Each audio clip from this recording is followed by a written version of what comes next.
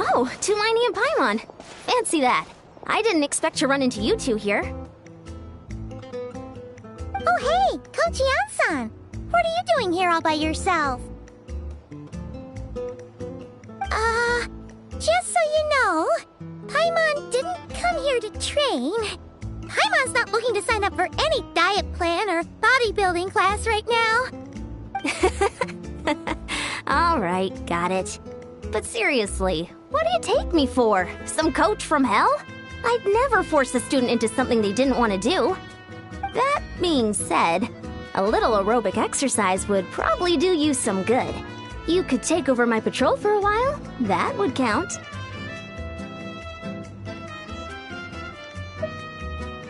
Yeah, all jokes aside, you're right. I'm looking for some help. The Collective of Plenty is holding a bodybuilding competition soon, and so many people have been busy squeezing in their last-minute workouts that we've run out of staff for patrols. Oh, so you've stepped in to cover their work. But don't you have a last-minute workout to do too? I'm good.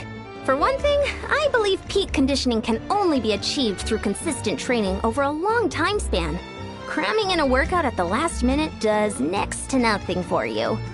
But more pertinently, well, as you can probably imagine, I'm not able to compete in any of the most popular weight classes, and there's no real competition in my own weight class. Yeah, that makes sense.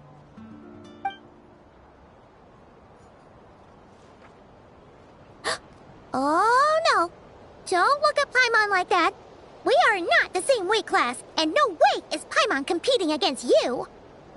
Traveler, let's just help with the patrol, alright? Otherwise, Yan-san's gonna make Paimon enter a bodybuilding competition! Perfect.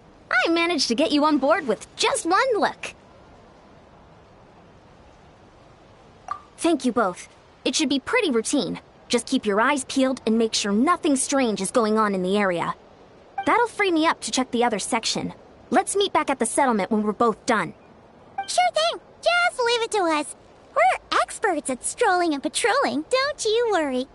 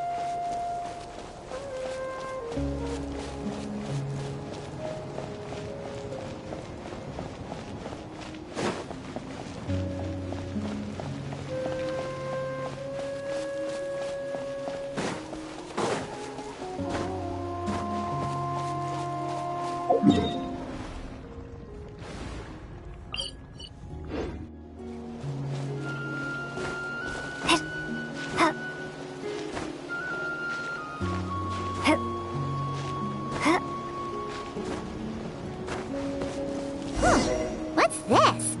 Was there always a cave here? We should go take a look, right? Seems like a thing to do on a patrol.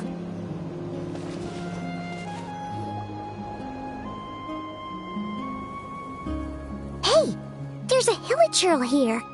Is it sleeping? Doesn't look very hostile. Why is it hiding away here? Ah! You woke look it up! Huh? It ran away! Oh, guess our reputation in Natland is more fearsome than we thought. Even hilichurls don't want to mess with us now. You mean that shiny thing? Huh. Must have dropped it as it ran off. Huh. Paimon bets that hilichurl thought it was a priceless treasure. It was probably planning to hide it here for safekeeping. Until we showed up. Let Paimon take a look. Hilichurls aren't the brightest, so it might not be worth much, but still. What is it? You look so serious all of a sudden. Isn't this just a regular old key? The style is unusual, though. Doesn't look Natlanese. Where do you think it's from?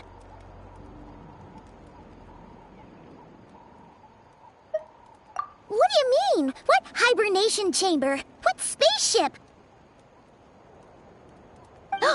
Wait. You mean the spaceship? The one that brought you to Teyvat? So, how did that key show up here? Are you sure you didn't just drop it?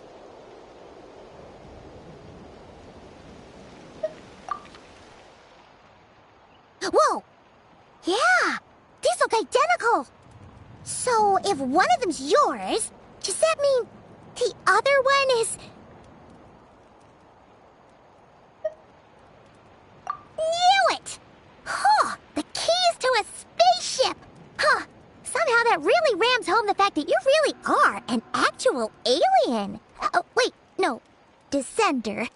But anyway, now we know where it came from. The question is, how did it get here? The simplest explanation is that your brother lost his key somewhere not far from here. Then that hilichurl found it and ducked into the nearest cave to hide it. If that's true, it means your brother was here recently. Yeah. Man, this is so crazy. We only agreed to help with the Anson's patrol on a whim. And now, we've made this bombshell discovery and found a huge lead on your brother. Should we keep following this trail while it's hot? Or do you think we should check back in with the Anson? Ah, there you are. Looks like you went the extra mile today. Thanks for being so diligent. Oh, hey, Anson, what's up? Didn't think we'd see you again till we headed back to the settlement. We were actually just about to go meet up with you. We've made a huge discovery today. I came here to let you know that you don't need to keep patrolling anymore. The bodybuilding competition has just been canceled, so the usual squad will be resuming their normal duties. They'll be here to take over shortly. Wait, canceled? Why? What happened? The Abyss Order attacked. Huh?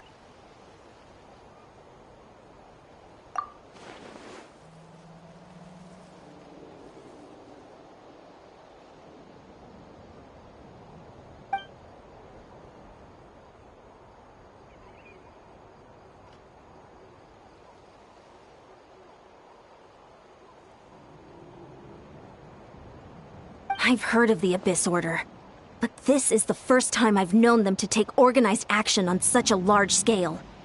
It's like they're preparing to go to war against our entire nation. One little sect versus the entire nation of war? How are they expecting to pull that off? Based on everything we've seen from them so far, they usually prefer to act in the shadows. So, what's different about it this time? What could they be after? No clue. All we know is that they've attacked our tribe, but that doesn't tell us much. Our defenses are holding strong so far, so I'm gonna head to the Stadium of the Sacred Flame and see what Mawika knows. If there is any information out there, she's the one people report to. Oh, want to come with me? I'm sure everyone will feel better knowing that the hero of Natlan is on the case. Great, then let's head over together.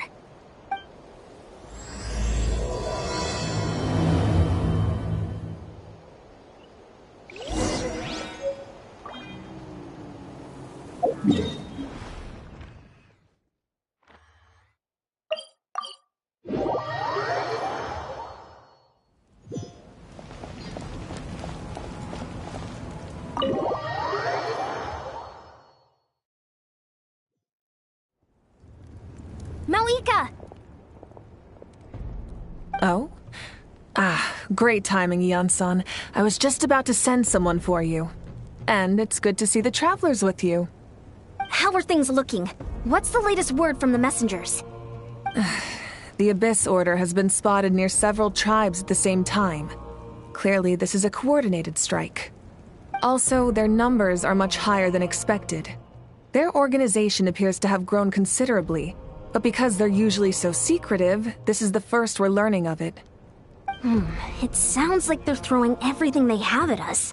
What are they trying to achieve? That's what I'd like to know as well. Historically, Natlan has not been a hotbed of Abyss Order activity, and we have no particular quarrel with them. Could it be... revenge, perhaps? Would they want to get back at us for our recent victory over the Abyss? Seems unlikely. But then again, Paimon wouldn't put anything past the Abyss Order. It's too early to say anything definite. For the time being, we should continue monitoring the situation. How are the battles going? Not too many casualties, hopefully? Well, even if they're committing all their forces to the fight, they're in for a tough time. Our brave warriors have just emerged victorious from an all-out fight against the Abyss itself. Yep. We have a whole nation's worth of seasoned veterans fighting for us. Compared to the true Abyss, the Abyss Order poses a far smaller threat. They cannot endlessly replenish their forces for starters. However, this is still a war, so we must give it our all and do our utmost to minimize casualties. The tribes are organizing their defenses as we speak. Traveler, this is one war that Natlan can handle on its own. If you wish to stay out of it, you'll be safe here at the stadium with me. Oh? In what way?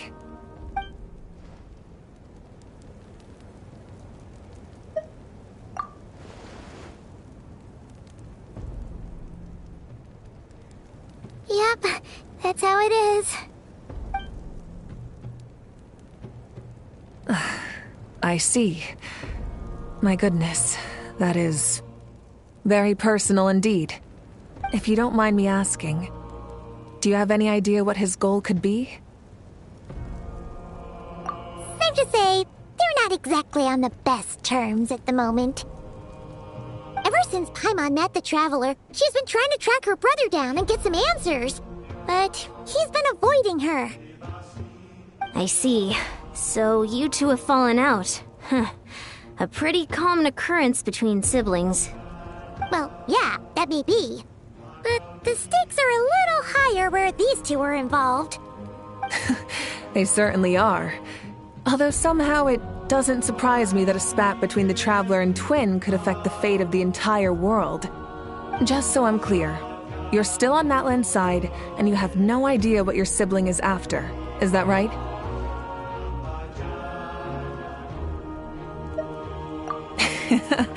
Well, that's a relief.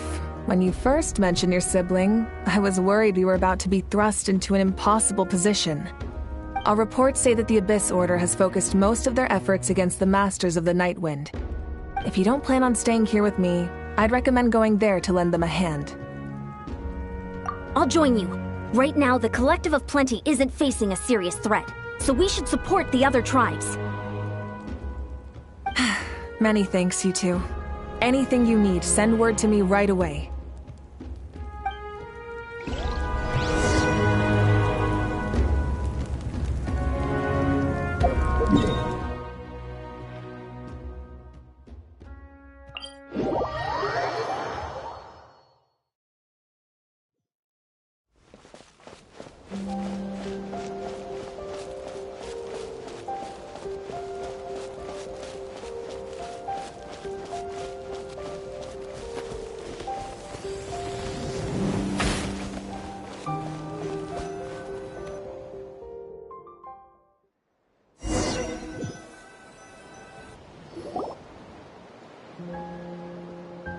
Look, it's Eulalie!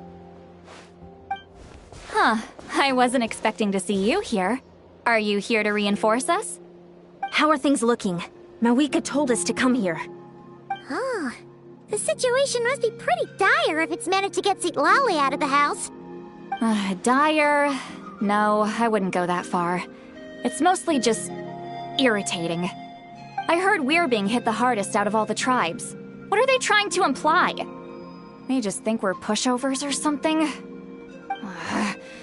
The more I thought about it, the angrier I got. I couldn't exactly concentrate on my novel after that, so... well, here I am. So, that's how they earned the ire of Granny Eatsley, huh? They call themselves the Abyss Order, yes? Ugh, so tasteless. It's exactly the kind of two-dimensional name a clueless writer picks because they don't trust the rest of their writing to persuade the reader of who the real villains are. Hey, she's saying your brother has poor taste. Wait, what? Are you saying her brother is a member of the Abyss Order? I only said that because I was mad, but maybe I went too far. Hey, let's save the chat for later. We've got some enemies incoming. Good. A much-needed chance to vent my frustration. And not a moment too soon. Things were getting awkward there. Luckily, I'll never have to find out just how badly the rest of that conversation was gonna go. You didn't have to say that last part out loud, Sweet Lolly. Anyway, let's get 'em!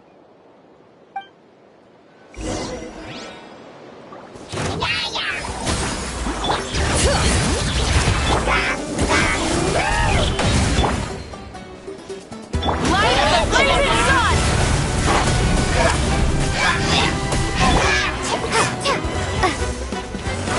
All right. Letting praise names echo. Fulfill our pact! Eat Laline! Eat Papa! Get him! Wrath from the sky! Phew. Much better. That's more like it. Ooh, impressive work, Granny Eatsley. If I'd known you were on the case already, I might have reconsidered whether your tribe really needed reinforcements. If anyone should be reconsidering, it's the Abyss Order. They picked the wrong target this time. Experience says that if we head in the direction they were attacking from, we should find their stronghold. Why don't we press our advantage and destroy their base? They won't know what hit them. Hey, was there a battle here just now? Need any help? The warriors from the Masters of the Nightwind are here! The battle against the Abyss is still fresh on our minds, so everyone's used to working together. Well, morale's high and everyone's here. Let's go take down that stronghold! Get to work! Bring it! Light it up!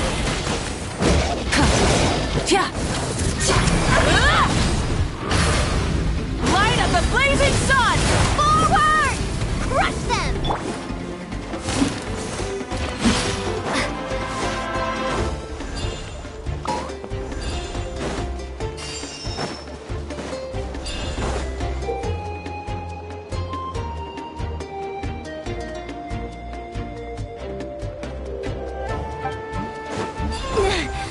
What is that thing? It's like it's draining the strength right from my body. Find a way to destroy it! The Abyss Order's resistance is faltering. Now's our chance!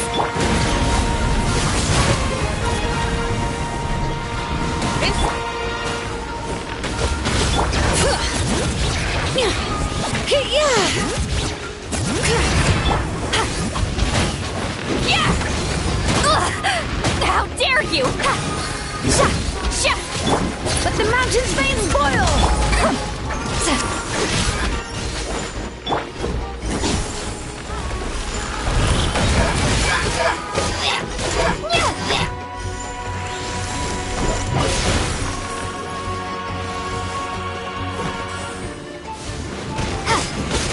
Warriors! Attack! After them!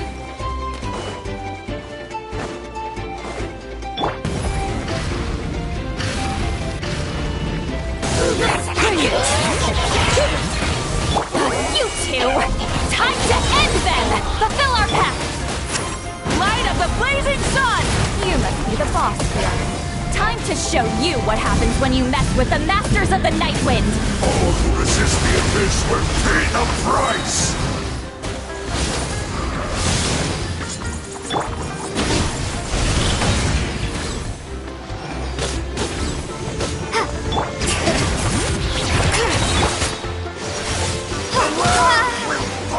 Let's ride! Pyroclastic Surge!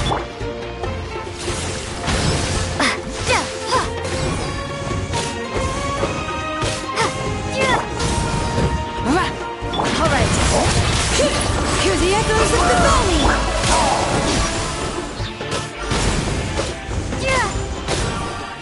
The end is nigh.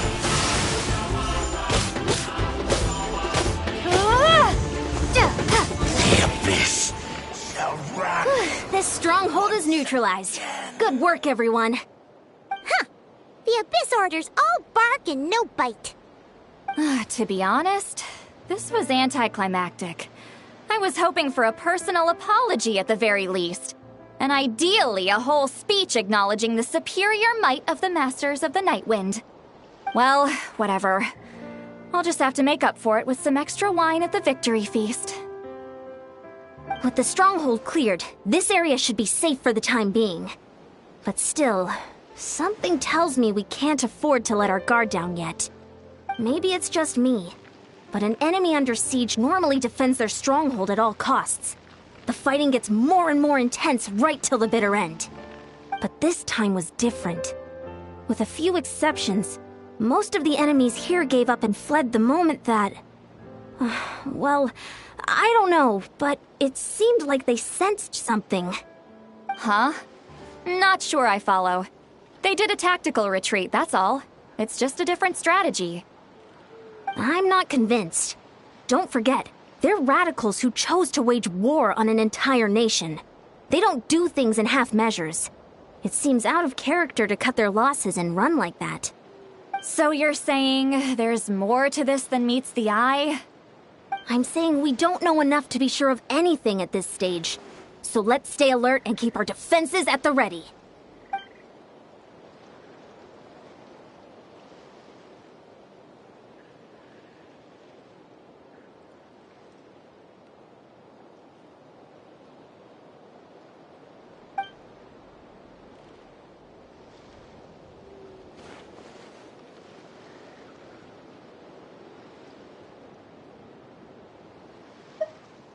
Paimon had a hunch you might say that. But you're right. If we can somehow use that key to track down your sibling, maybe we can end this war before things get serious. And maybe you can finally get some answers. Wait, you're leaving? But I was still debating whether to invite you to the first victory feast. Go ahead, you two. See, Lolly and I will take care of things here.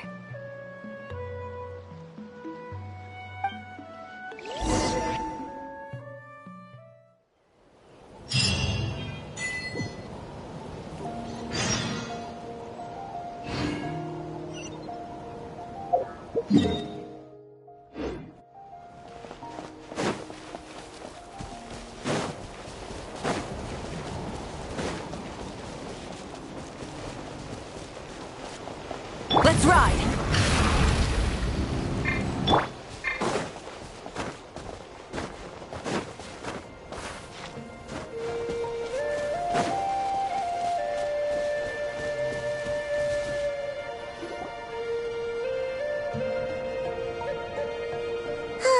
And we're back where we started. That Hilichurl probably found the key nearby, right? Let's look around for clues. There's no time to waste. Beyonsan and St. Lolly are waiting for us.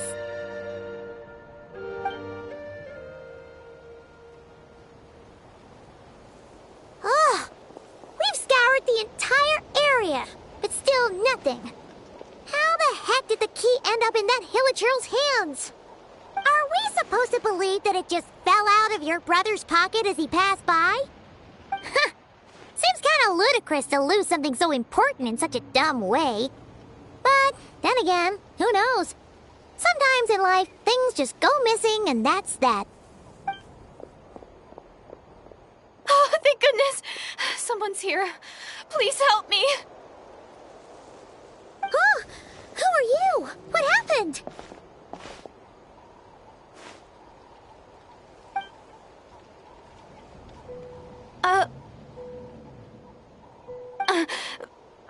No, now isn't the time. Please, you've got to help me. I'm being chased by monsters and I can't keep running. Can you do something? Yeah, where are they? Paimon doesn't see any monsters behind you. Huh? I'm sorry, I don't quite understand. They're almost here. This really isn't the time to be joking around. We're not. We're completely serious. We don't see any monsters.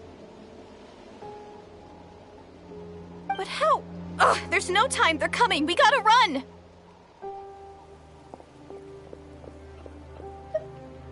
What's wrong with that girl? She must be seeing things. Oh no! It looks like something really hit her. Maybe she was right. Quick, let's see if she's okay. What's wrong? Are you hurt? What was that?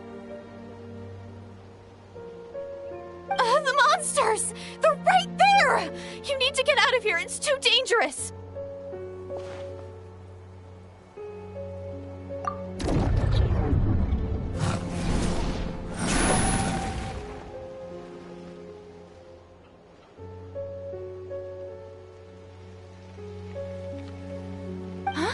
Oh, now you finally see them. Well, it's about time. I nearly kicked the bucket just now. Great! Thank you, Savior. Savior?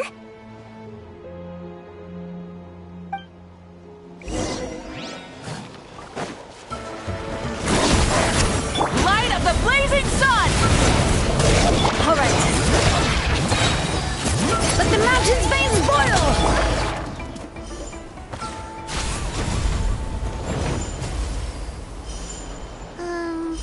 You done? Paimon still can't see anything, so she can't tell. You just looked like you were slicing at thin air. Kinda funny, actually.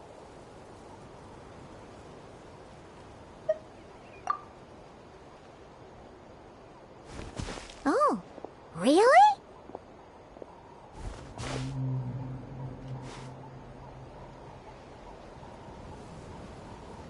Sure.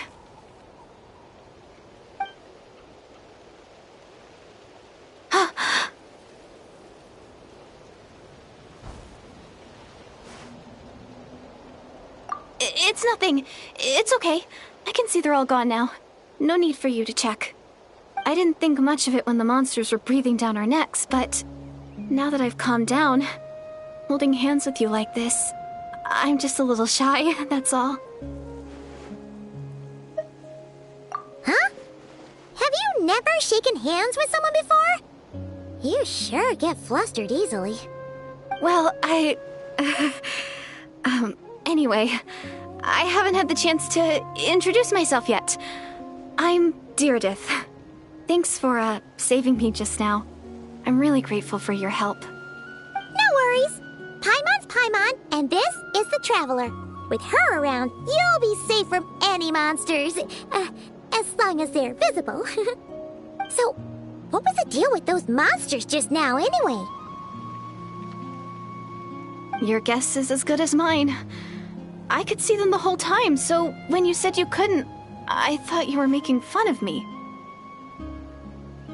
Whoa! That must have been scary.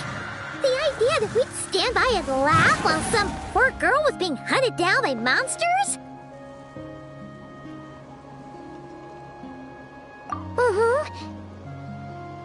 Don't worry, we aren't like that.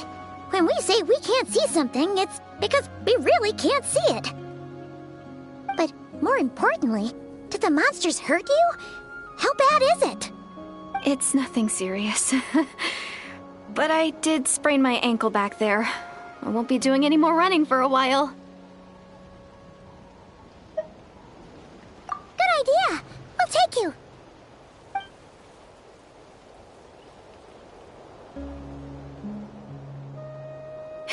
thank you so much.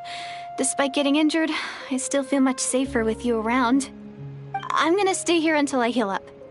Don't want to risk running into any more monsters. Yeah, you already took a big enough risk coming out here all on your own. So, where are you from, Deirdith? A small village, far away from here. I walked for what seemed like forever and lost my way, so... yeah, I have no idea where I am anymore. Maybe all these trials and tribulations are part of the journey. No one said finding the Savior is gonna be easy. Huh. That's the second time you called the Traveler a savior. What's all that about? Oh, sorry. It just slipped out. I was caught off guard. The resemblance is so uncanny. Anyway, let me start from the beginning. There was once a sage who passed through my village. People got the sense that she was truly omniscient. The sage said that doomsday was coming. But as that day approached, a savior would reveal themselves to us. The day of disaster is almost upon us, so my grandmother begged me to leave the village and find the savior before it's too late. Doomsday? I've heard people talk about the savior since I was a kid. Growing up, it really made an impression on me. The description is practically etched into my mind. So when I saw your golden hair for the first time, it was like this image that's existed in my mind's eye all these years suddenly came to life. Everything matched. Oh, so that's why you were lost for words when you first saw her. Well, the Traveler's definitely got what it takes to be a savior, and she's already got a ton of titles, so she won't mind one extra. Actually, I don't think it's her. What? But didn't you say that everything matched? Everything except the gender. The savior was described as a young man. Oh, for goodness sake. There are gender requirements to be a savior? Really? Oh, of course. If it's not you, then it's gotta be him. Who? Who is it? You have a brother? Well, then that's it! Oh, it's him! It has to be! Oh, thank goodness! Please, can you take me to see him? Huh. Maybe, if you're lucky. It just depends if we can find him. Huh? But isn't he your brother? Sorry. Looks like Paimon steered this conversation back to the fallout between you two. It wasn't on purpose, but that's the reality, so it's hard to avoid. Okay, fair enough. But since you're looking for him anyway, why don't we team up? We might stand a better chance if we work together. Yes, everyone says that the disaster is inevitable. But the Savior will rescue us all from our pain and suffering. I've always dreamed of meeting the Savior. Do you really buy this whole doomsday thing? Seems kind of far-fetched.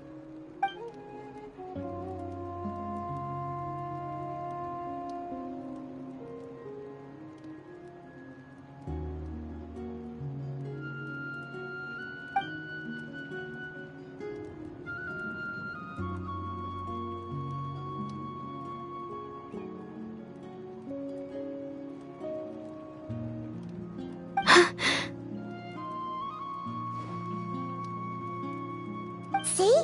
She broke eye contact. Sure sign of a guilty conscience. Time to press her for answers. What's wrong, Deirdith?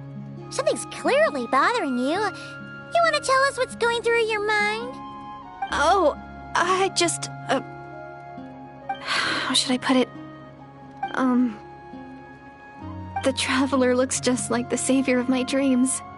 And it's not every day that the Savior of your dreams swoops in and saves the day in your moment of crisis. So I'm just a little overwhelmed, that's all. 3 seconds of unbroken eye contact is the limit. I don't think my mind and body can handle any more than that. What do you mean, limit? What happens after 3 seconds.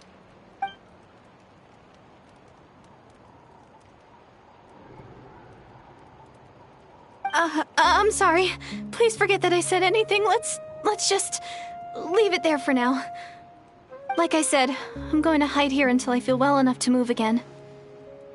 If you manage to find the Savior in the meantime, please come and let me know. Thank you. Are you sure you'll be okay here on your own? Do you have enough to eat? I'll be fine. I might not be much of a fighter, but I know how to stay hidden. And if I get hungry, I'm sure I'll find something around here. Don't worry about that. Alright then. Well, take care. Being on your own isn't easy. What a mysterious girl. We should definitely keep an eye on her. But hey, at least she seems to like you. And it sounds like she's gonna help look for your brother when she's healed. Anyway, this is probably all the progress we're gonna make for now. Let's head back to the Masters of the Night Wind and see if they need our help.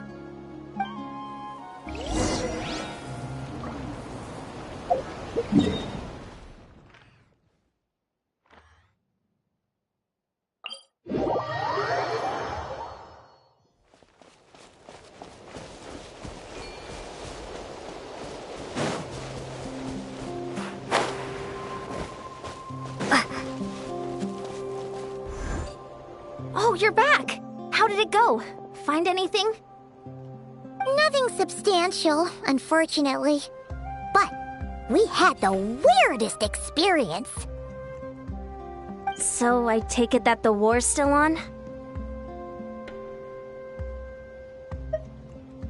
That's okay. I just wasn't sure, because things seemed to be at a standstill while you were gone. The Abyss Order hasn't attacked us, and since we don't know what they're planning, we haven't made a move either. In a word, it's a stalemate. The guards have been keeping watch around the clock, but for everyone else, you wouldn't even know we're at war. Huh. Really makes you wonder what the Abyss Order's thinking. I was wondering, Traveler, if you have the time, could you go and pay a visit to the guards? They've been working a pretty demanding schedule. I was gonna go see them myself, but I'm sure they'd appreciate a visit from the greatest hero of our time. Oh, but you're a great hero too, Yan-san. Great. Thanks, you two.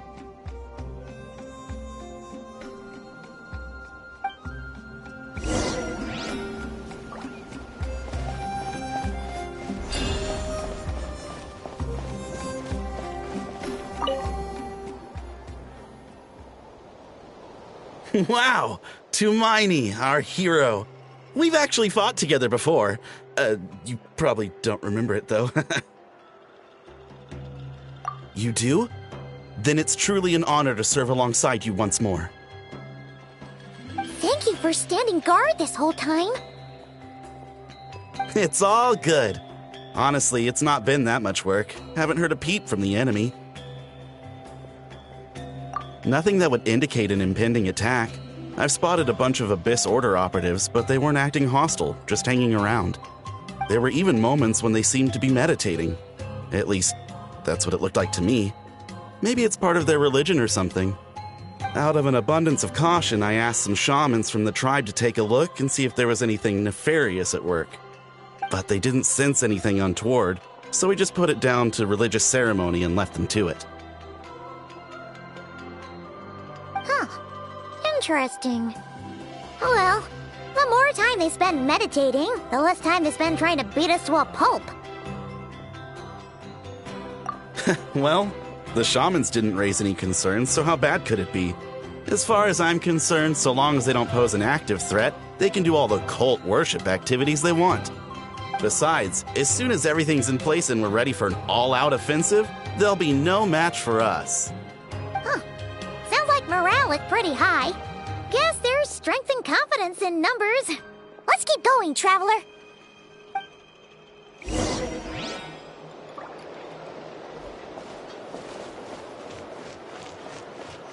Don't worry, I'm sure they'll show up soon.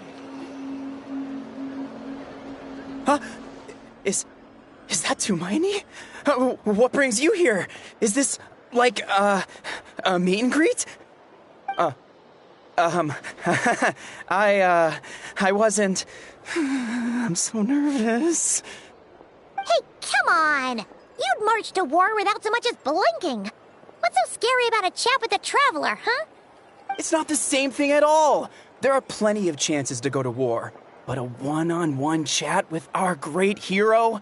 That could be a once-in-a-lifetime opportunity. How can I not be nervous?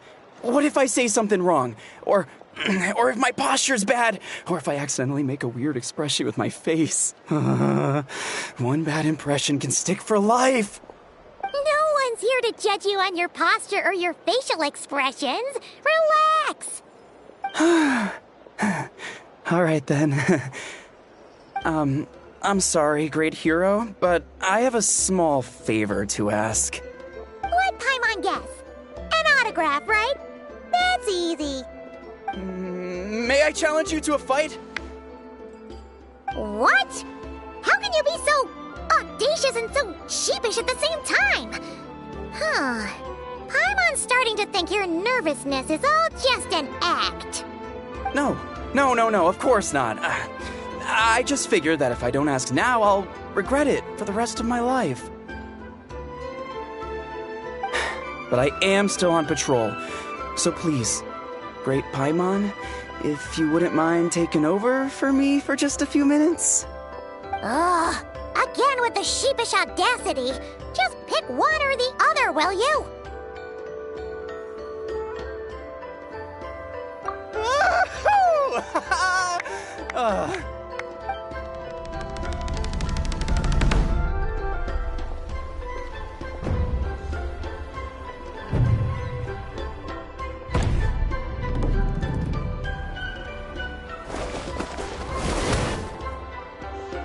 Obviously, I never expected to win, but until now, I didn't appreciate just how great the gulf was between us. I'll be bragging about the day I got to spar with Tumaini for the rest of my life. Today's really my lucky day. Oh, Paimon can't keep up with you. Your tone has changed all over again. Now you've had a spar with the Traveler. What gives? Well, some people connect through conversation, but we warriors bond by sparring. And now that I've had a bout with the hero, we're no longer strangers. Nothing to be nervous about anymore. Okay. Well, to each their own. But Paimon's still gonna stick to conversation. Not at all. We haven't spotted any new enemy movements. As Paimon expected, nothing here either. Let's do another lap and get back to Yan-san. You're back. So, did the guards find anything? Nothing much, no. Someone mentioned that the Abyss Order has been doing some kind of meditation or prayer, but apparently it seemed harmless. Paimon wants to lodge a complaint about one of the guards, though. His name's Kentalo.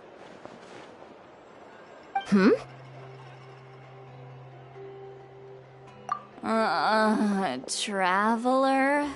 You're back already? And no one thought to wake me up, huh?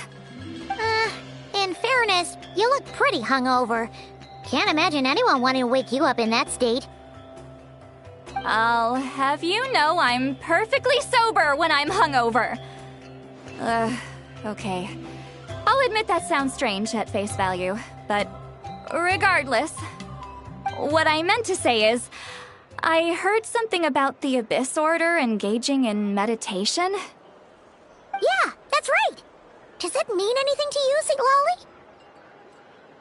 I sensed something strange in my dream. It was vague, but it seemed as if some noise had found its way into Natlan's ley lines. Oh, what does that mean? Hard to say.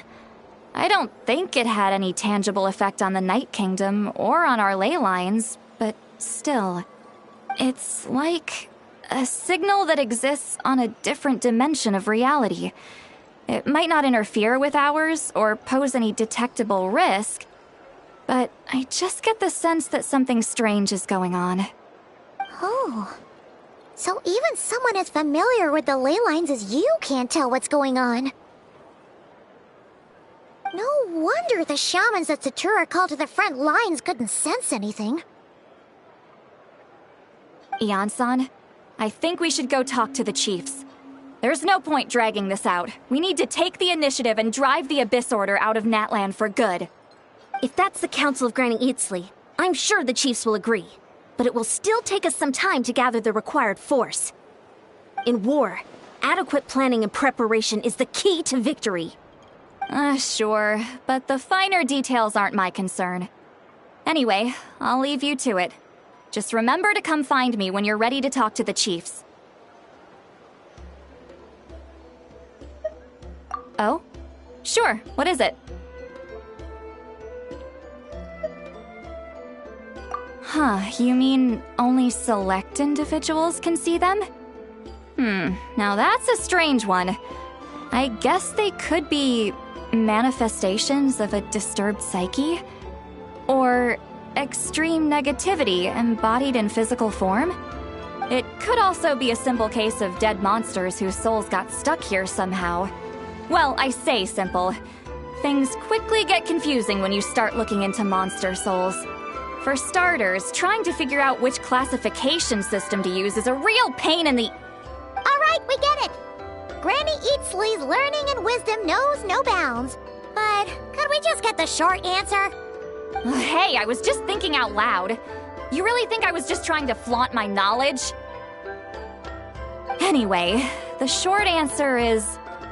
there are many potential explanations for the kind of phenomenon you describe. That said, it's not something I've ever encountered in all my years. Whew, wow. Okay. Well, if Granny Eatsley's never seen it, it might as well not exist, right? Hey, I'm not that old! Care to elaborate on what happened? This all sounds rather mysterious.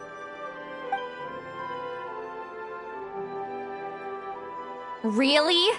You had to hold her hand to see the monsters? That sounds a little contrived. Huh? That's the part that bothers you? Maybe the point is more that it requires direct physical contact, whether that be hand-holding or otherwise. But that's neither here nor there. What bothers me is, it sounds like she's convinced that your sibling, the leader of the Abyss Order, is a savior. That really makes me question whose side this girl is on, and whether what she told you about her background is actually the truth. Sorry if that comes across as paranoid. It's just hard not to be suspicious of everything when we're in the middle of a war. Actually, Paimon feels like you make a fair point. Whoever this girl is, she sounds like bad news. Okay, well, you're clearly just jumping to conclusions. It's hard to know what to make of it. A young lady all by herself, lost in the middle of nowhere, sees monsters that no one else can, calls the leader of the Abyss Order her savior. At the very least, we should remain vigilant. Keep a close watch on her. Sounds sensible. On that note, we probably shouldn't have left her by herself in that cave. Traveler, we still need some time to muster our forces. Maybe you could check on her if you're not busy.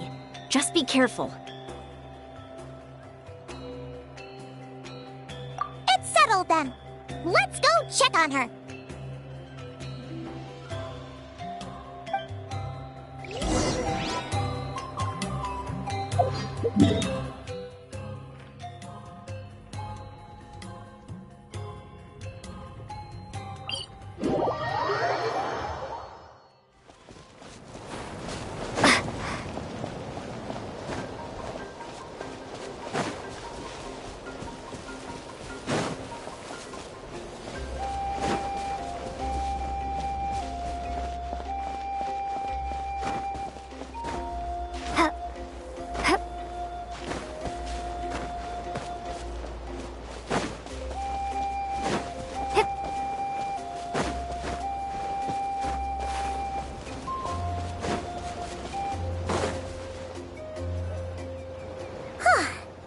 we are. Deirdre will still be here, right? Oh, it's so quiet, though. Uh-oh. What if Yan-san was right? Maybe she never intended to stay here at all.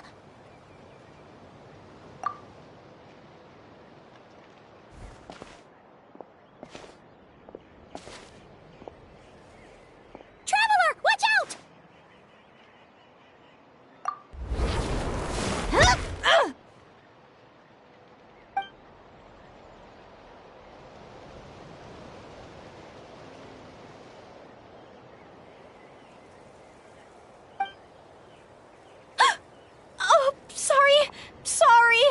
I didn't know it was you.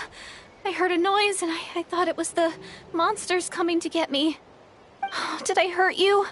Oh, I'm so sorry. I wasn't thinking straight.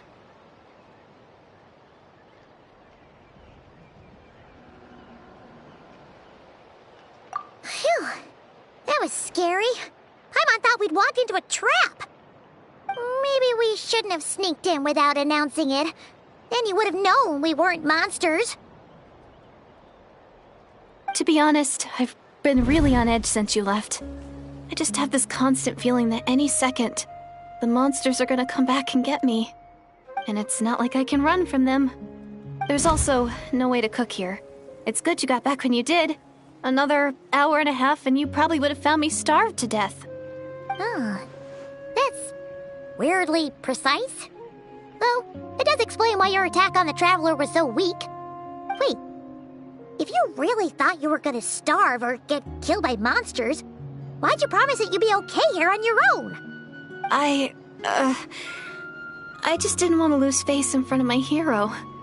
She already saved my life once. That's more than enough. I just don't want to come across as a constant burden. Huh. For someone on the brink of starvation, you're pretty preoccupied with your image. What's the real reason? What? That is the real reason. I'm kind of bearing my soul here, you know?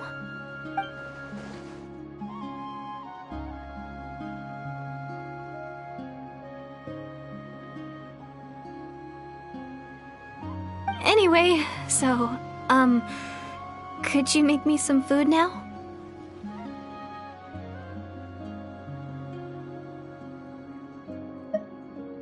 Oh, Paimon's getting hungry now, too. Go on, then. You can join us for dinner.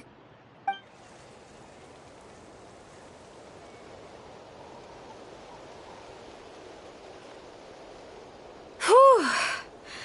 I am so full. Thanks for saving me, again.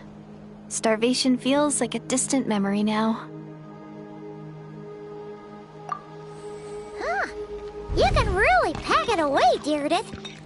Guess that explains how you had the energy to make it this far. I tried so hard to hold back, but it looks like I still came across like a total glutton. Paimon didn't even realize how late it is. Hey, the night sky here is really pretty. Yeah, and it's all thanks to you both that I'm able to relax and enjoy it. I was cooped up in that cave the whole time you were gone. Now, I'm finally out. The air seems fresher, and the stars more beautiful than ever before. You weren't in there that long.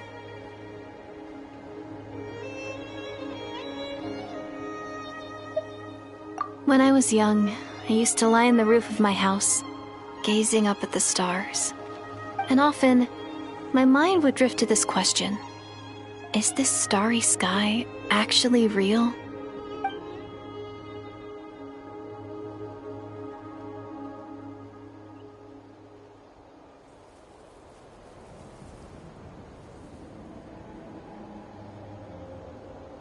But my grandma would tell me the answer to that question doesn't really matter. Think of all the people in our village who spend their entire lives here, she'd say. To them, that little village is their whole world. And so, if it's our destiny to live beneath this sky all our lives, then whatever may or may not lie beyond, this is our world. And that sky is real to us. kinda gets you, but also not really. Is it kind of like how journeying with the Traveler is everything to Paimon right now? I really treasured my world for a really long time. The village was my everything. The houses, the scenery, stories I always loved to hear about the Savior. But I could never bring myself to agree with Grandma. Even if the village was my entire world, I still had to know what lay outside its borders. Yeah! Go you! So, I finally ventured out and set off on my journey to find the Savior. I'm going to make my world bigger, one step at a time. And I'm not going to stop until I've seen what's beyond the stars. Maybe then, I'll finally get an answer to the question I had as a child. Who knows? Maybe one day, I'll be sitting and chatting just like we are now, but with someone from another world. Yeah, one day. Oh, if only we could tell her. But it's probably best not to open that can of worms right now. I need to find the Savior and protect my world. Then, I can make sure it continues to grow. That's the most worthwhile thing I could think of doing, so I've been giving it everything I've got. You know what? It's pretty cool. Paimon kinda wants to root for you now. Sorry. I got a little carried away. I always get chatty after a hearty meal. Just like my grandma.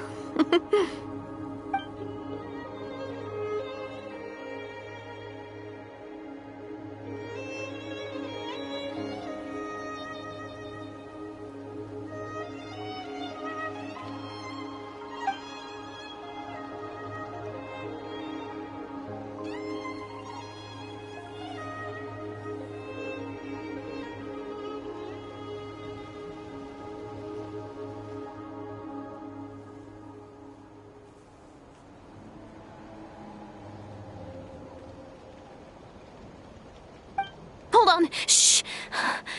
It's them. The monsters are back. Where? Oh, still invisible, huh?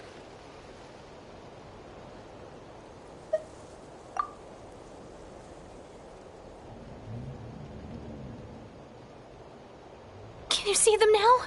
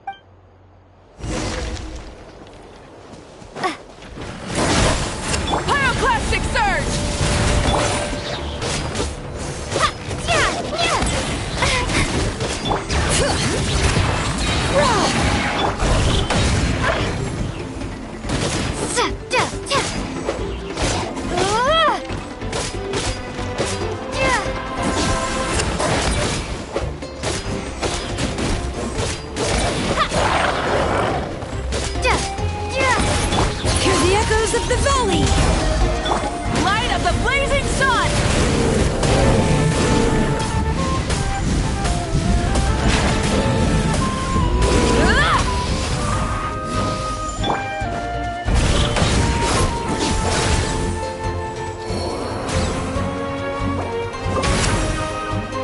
Get to work!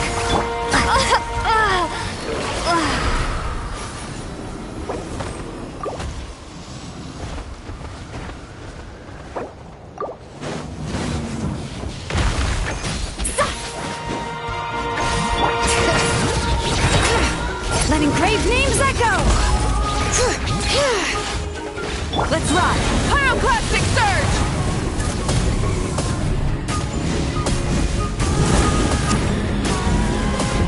Incinerate! Full throttle!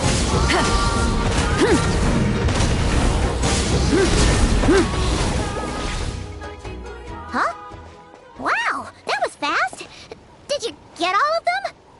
Oh, Paimon's slowly but surely getting used to the sight of you fighting thin air. You doing alright, Deirdith? Deirdith? Hey, it's okay! There's nothing to be scared of anymore! Oh, I'm fine. I just spaced out there for a moment. You... spaced out? That's a pretty bold move under the circumstances. I was just... the image of the Traveler fighting to protect me. I was trying to commit it to memory. Seems like the least I can do. Alright. Whatever floats your boat. Anyway, there are no more monsters in the area, and it's getting late. Why don't you stay here tonight? Sounds reasonable to Paimon. What do you think, Traveler?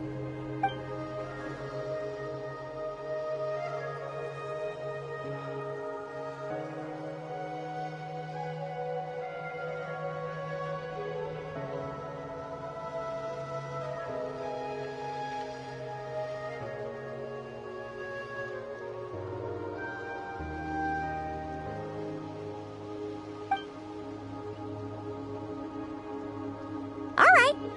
Deirdith will be... Huh? Deirdith? Why are you going in alone?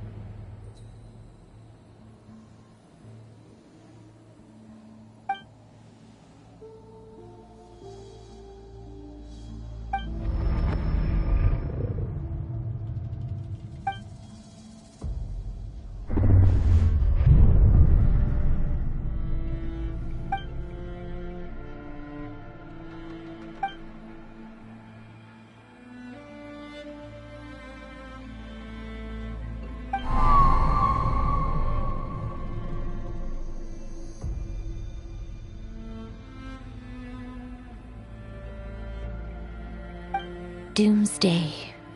A fitting name indeed.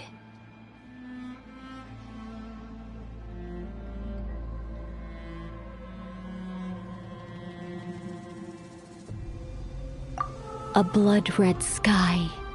Wild beasts that slaughter all in sight. Endless pain. A terrible curse that cannot be reversed. And the birth of a savior.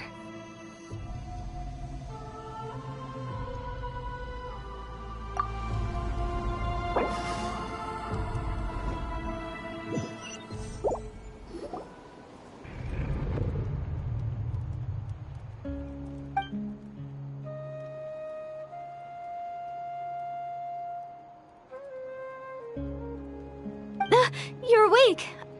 I'm sorry. I didn't mean to,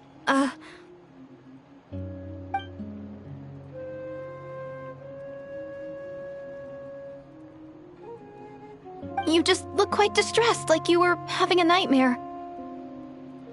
I thought if I took your hand into mine, you might find it soothing. At least, that's what my family always did when I had nightmares. But it didn't seem to work on you. In fact, I think I made it even worse. I'm so sorry. Oh, is that right? Huh. You better not be trying to pull a fast one on the Traveler. What? Don't be so... I have more self-control than that. Self-control? What does that have to do with it?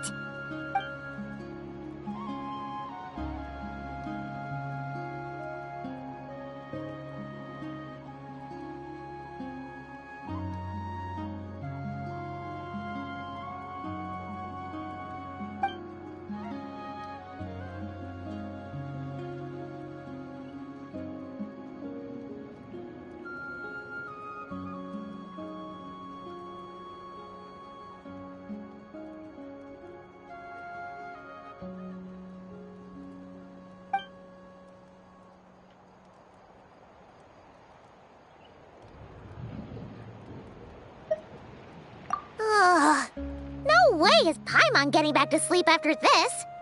You go ahead. But for the rest of the night, Paimon is staying up to keep an eye on this young lady. Oh, do I really seem that shady to you?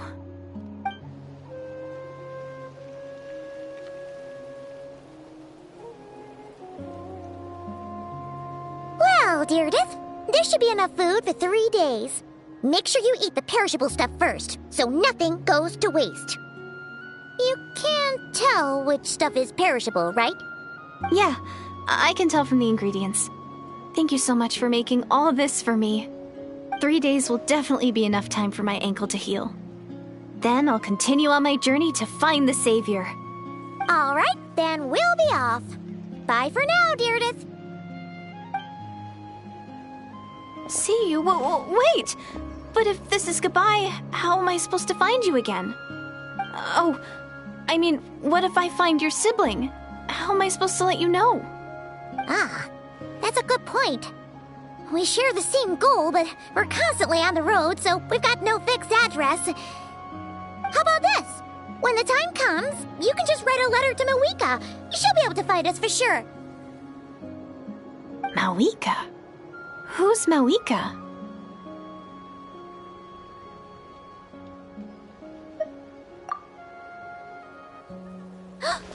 It's the Abyss Order! They're here! But it doesn't look like they're marching to war. More like they're running away? Where? What are you talking about? A bunch of Abyss Order thugs! You don't see them? They're heading right this way! That's strange. I guess it's my turn to not be able to see the monsters.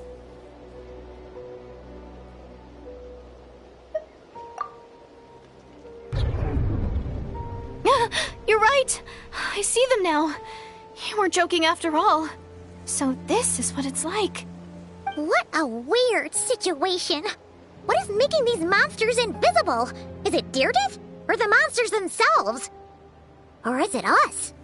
Well, might as well mow these ones down, just so they can't pose a threat to the tribes.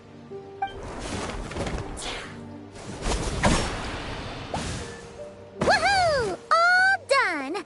Their morale seems super low. Guess they really were on the run, huh?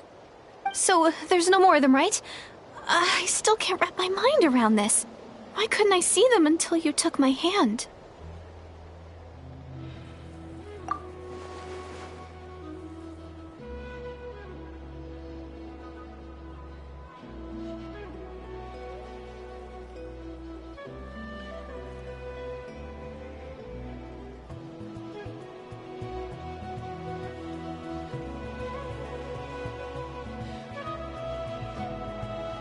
So, any ideas on why those monsters might have been running away? Maybe something went down on the front line. Oh, Paimon's getting a little worried about Eon-san and the others. Let's head back to the Masters of the Night Wind right away. We gotta go. Bye for now, Deirdre. See ya, and please take care.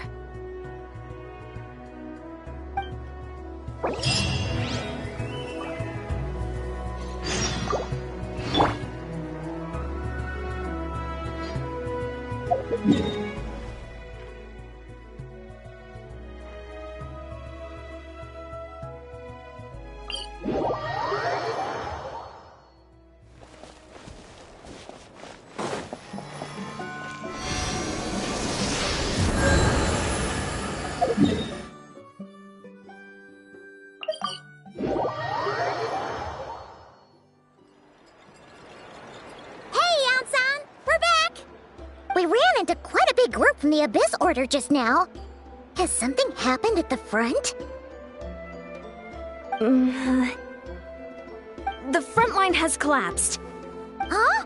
But how?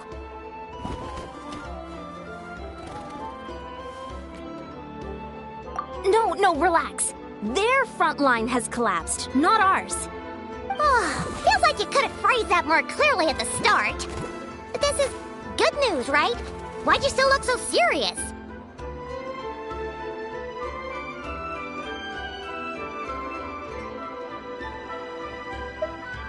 No, We're still mustering troops, nowhere near ready to go on the offensive. So at first, I was also confused about what exactly happened out there. But just now, I got the full story from a guard who was on the scene. He watched the enemy lines crumble in real time. What did he see? One person. Just a single individual. They stormed the enemy lines and attacked with a vengeance, cutting them down like paper dolls. They wielded an unknown power and fought with a sword style that no one recognized. The guard who relayed this to me said that before he even had time to react, the enemy was decimated.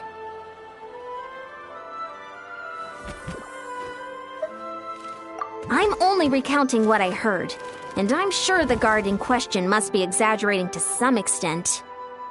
But still, we have to identify this person. And assuming they're a neutral party, we'll need to figure out how to engage with them. Clearly they're a force to be reckoned with, so we don't want to come across as too weak or too hostile. It's quite a diplomatic conundrum. You don't need to sweat it, Eon-san. From your description, we're already pretty confident that we know this person. Honestly, with the Abyss Order acting out so publicly, it's about time he showed up.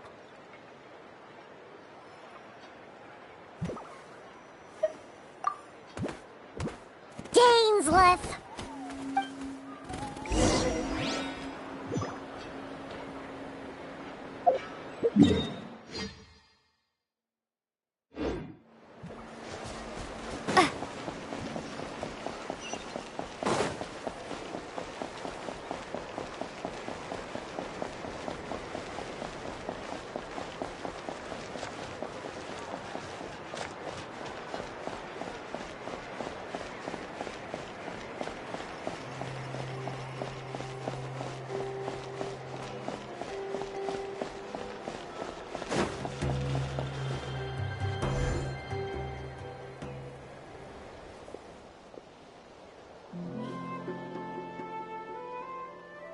It's been a while, Dane.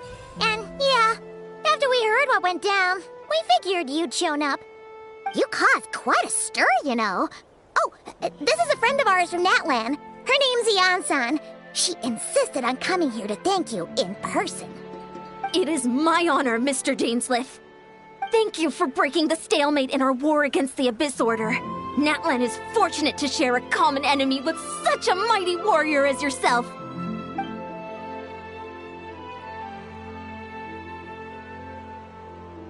Please don't mind him, Eon-san. He always talks like that, but he's a pretty nice guy deep down. It's quite all right. Uezo Eonson respects those of great power. It's quite clear that he meant no offense, and I am still delighted to make his acquaintance. Anyway, since you're old friends, I'll leave you to catch up for now. Take your time.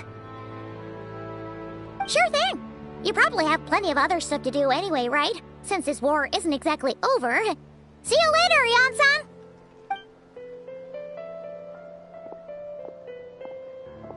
Hey, Dane! Would it have killed you to be a little more polite? She's our friend!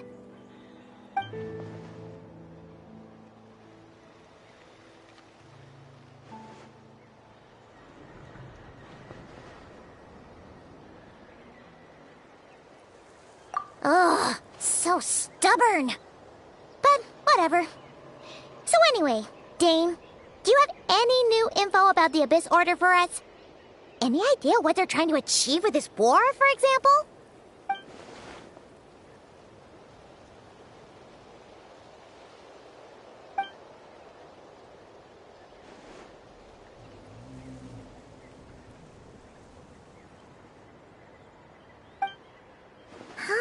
We thought so too. But it sounds like you're no closer to learning what that goal is than we are.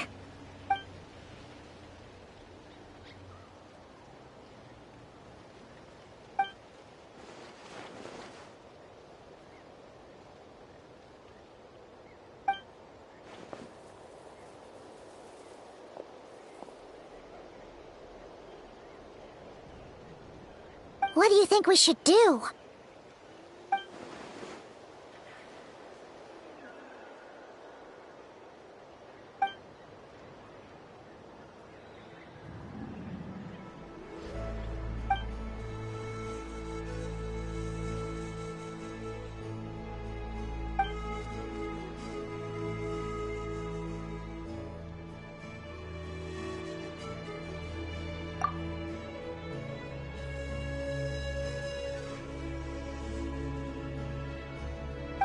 Paimon gets it. Nothing in the world can satisfy you like making mincemeat out of the Abyss Order, right?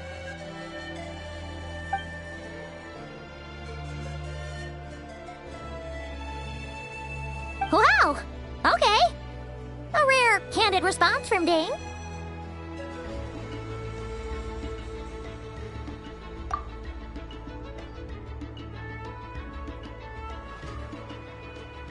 Well, actually, we found her brother's hibernation chamber key near the Collective of Plenty. He must have lost it.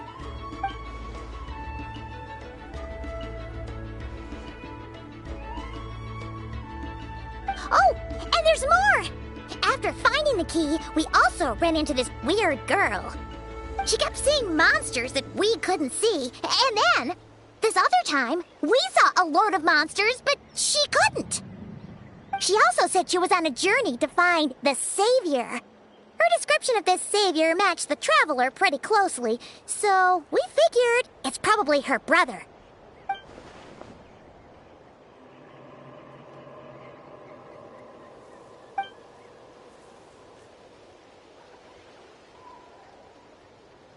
Yeah, that's right. Is something the matter, Dane?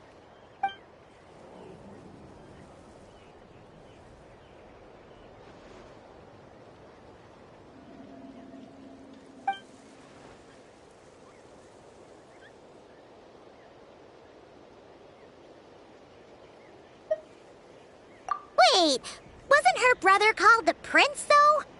Where did this Savior thing come from?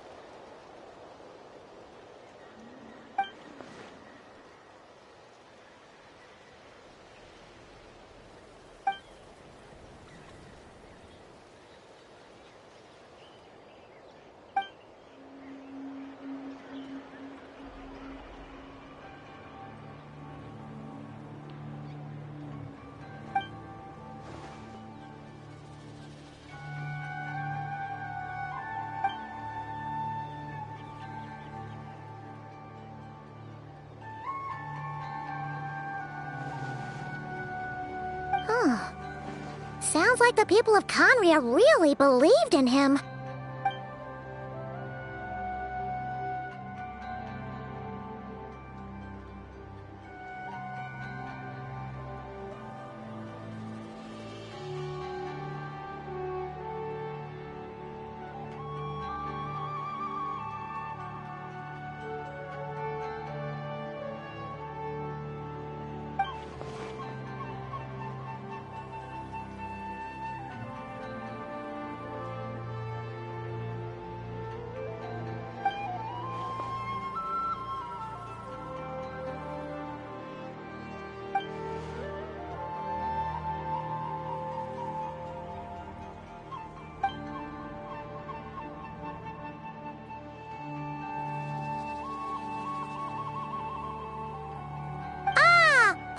Gets it now. So, a bit like Kaya, except she grew up somewhere more isolated? Still, that doesn't explain the invisible monster situation.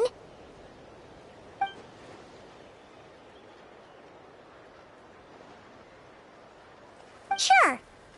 Also, why don't you stay with us at the Masters of the Night Wind for tonight? You must be tired after all that fighting today.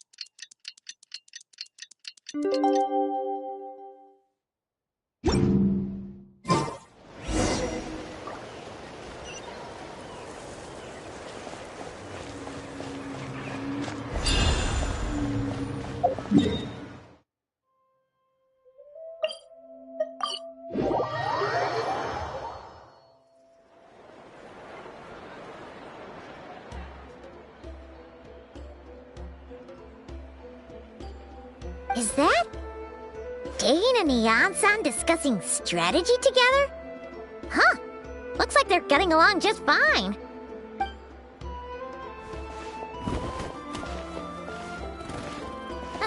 Morning! What are you guys talking about? Ah, you're here. I have some good news to share with you. We just got word from the Scions of the Canopy. Their intelligence has reported that they've discovered the Abyss Order's headquarters in Natlan. After their front lines dissolved, the bulk of their forces fell back to that area. It's also where their central command is located. The location? The Cinder City. Cinder City, huh? That tracks. Seems like their kind of place. Hey, this is great! This could be our chance to crush the Abyss Order once and for all! And with any luck, maybe we'll find your brother there too! Yep, our army is almost ready, and we've sent a message to Mawika to let her know the plan. We can't really launch an operation this big without the okay from the Archon.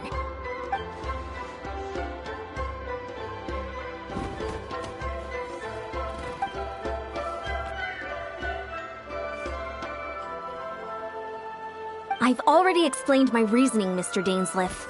I understand your concern, but an immediate strike is not on the cards for us.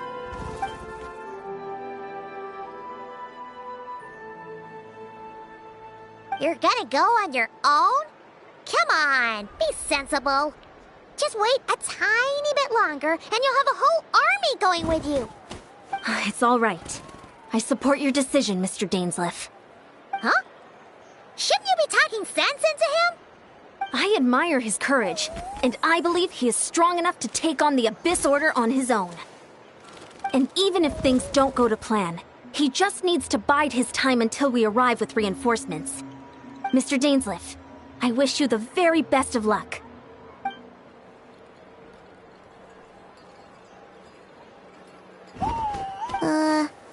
Looks like he's waiting for you to say something, Traveler. Oh, for a second there, Paimon actually thought he was gonna brave it alone. And then he called his own bluff.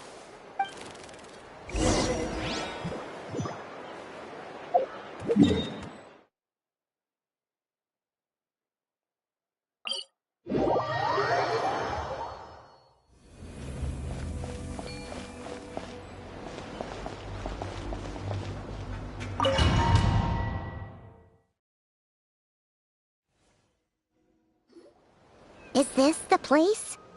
The Abyss Order's hideout in Natlan?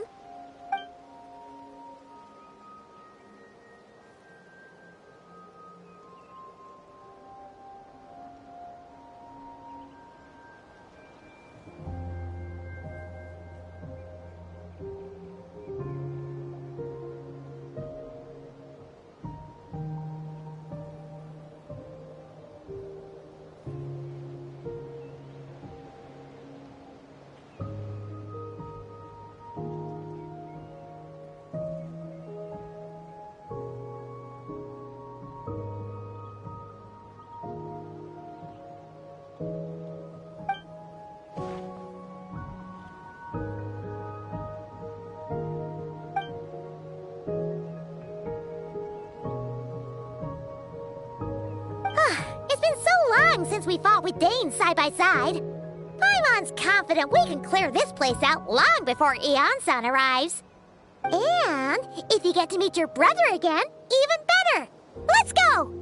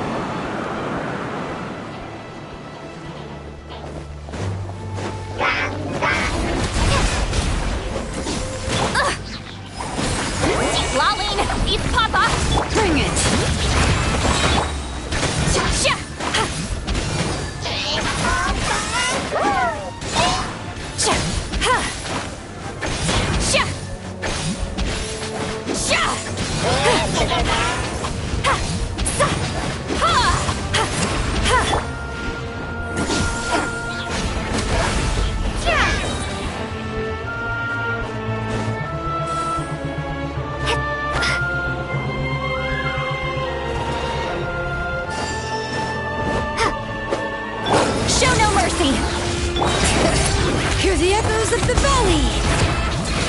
Wrath from the sky!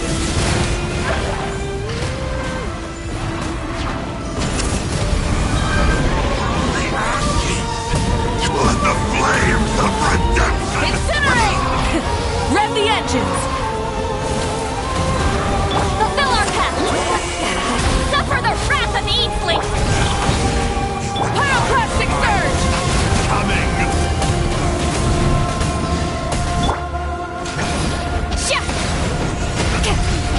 This is a very different battle from the one we fought with the Ansan.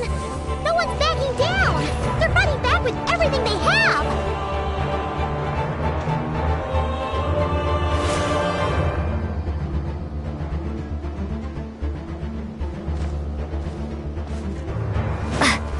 Behold! The abyss! Bring it! Hear the truth! The gift! Letting brave names echo! Get to work! You two! Peace be with you! By holy Wrath from the sky! proclamation! The power! The truth shall endure!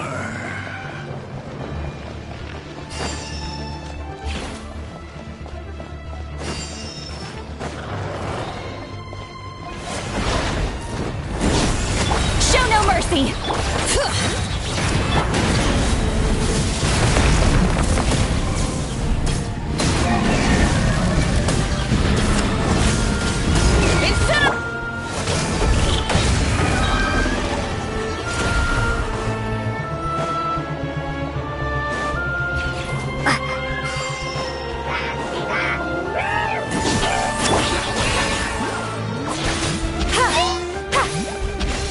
Bring it!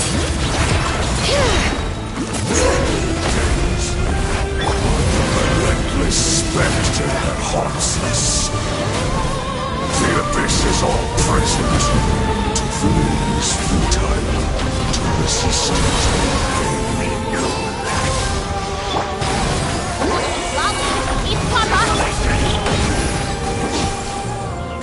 Wrath from the sky! Will burn.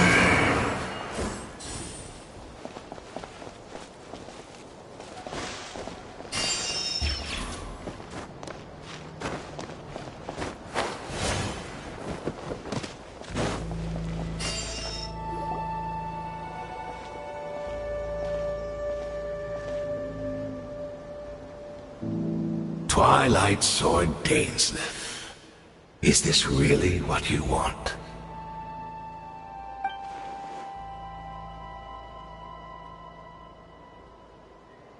So where's the Traveler's brother then?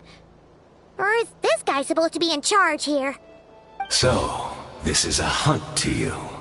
I must say I pity you, Dainsleif. The death you dole out so readily to others is a luxury you yourself cannot enjoy. But today, that is the least of your worries.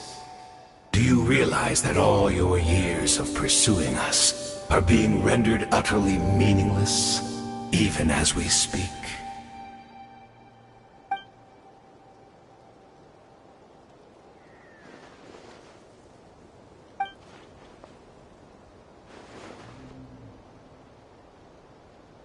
Then allow me to be frank. As far as we are concerned, our prince has already won by other means. And I do not merely mean this battle. No. His Highness has achieved something far greater. For today, the Abyss Order's greatest wish has finally been fulfilled.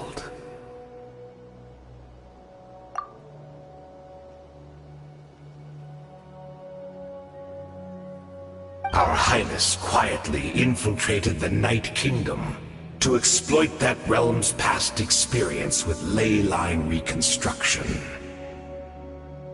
And then used the Loom of Fate to reweave the ley lines of Conria.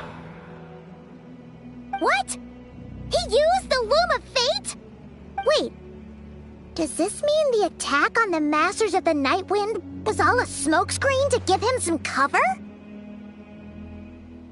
Oh no! This makes too much sense. Correct. As of now, our homeland has been revived.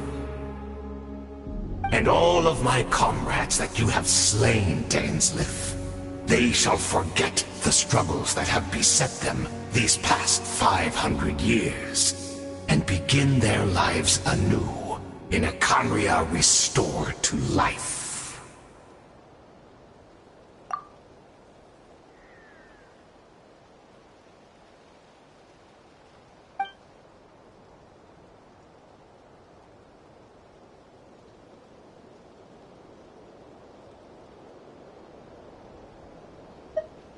Right! You still need a few steps after that, such as finding a place to host the ley lines you just re-wove. Plus, if it was really so easy, Moika and the captain would have had a way easier time during the war.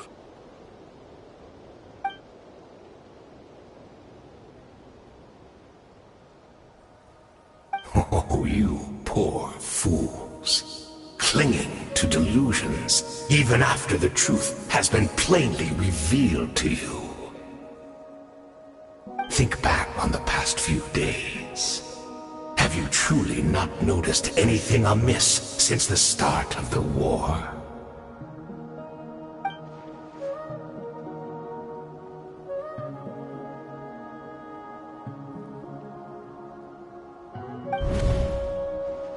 I sensed something strange in my dream.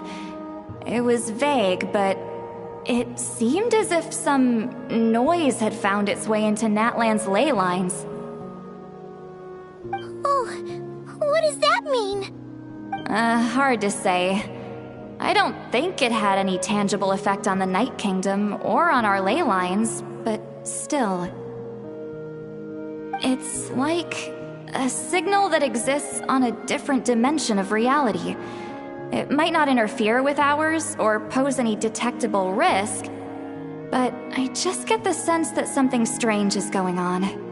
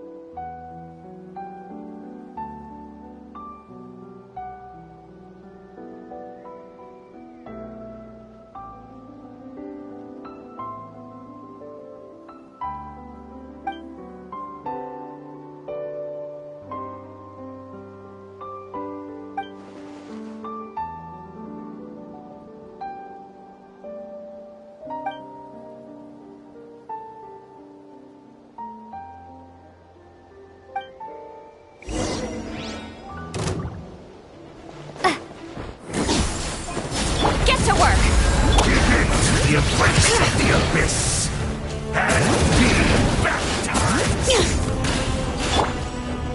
You two! Time to end them!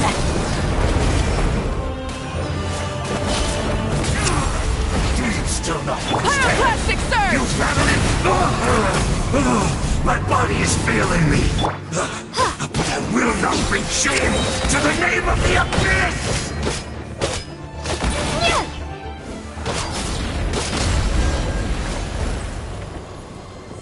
That should be all of them, right?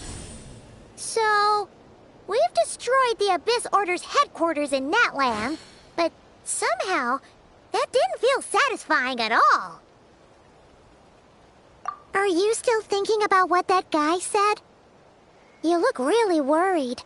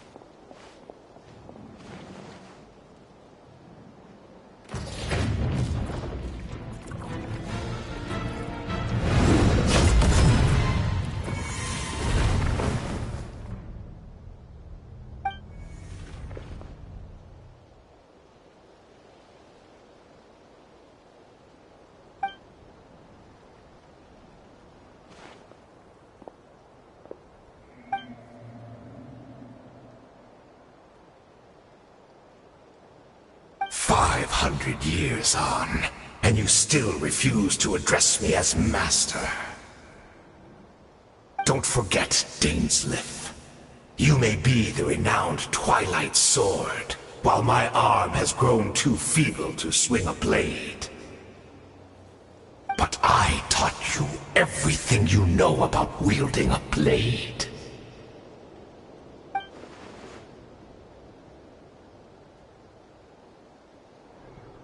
Be that as it may, under the circumstances, I see no further reason for us to fight.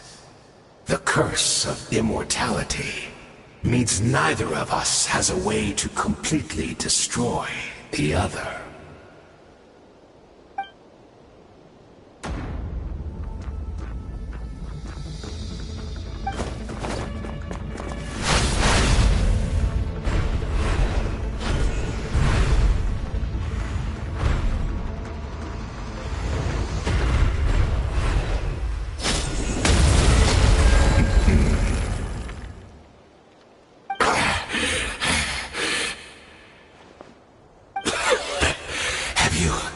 Finally had enough. You weren't joking then, huh?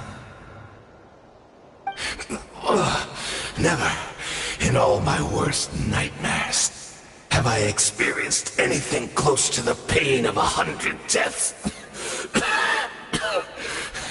Surely, there's no point taking out all your hatred on me alone.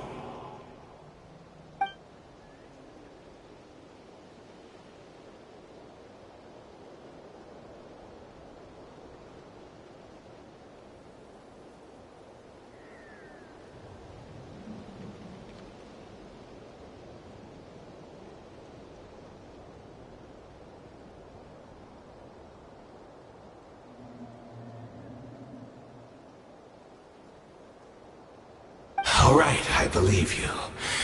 Still, aren't you at least a little tired now? Why don't we sit down, perhaps? Chat a little, hmm?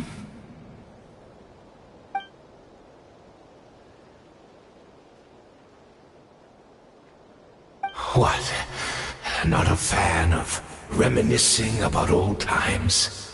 Well, I suppose you don't have many fond memories to look back on.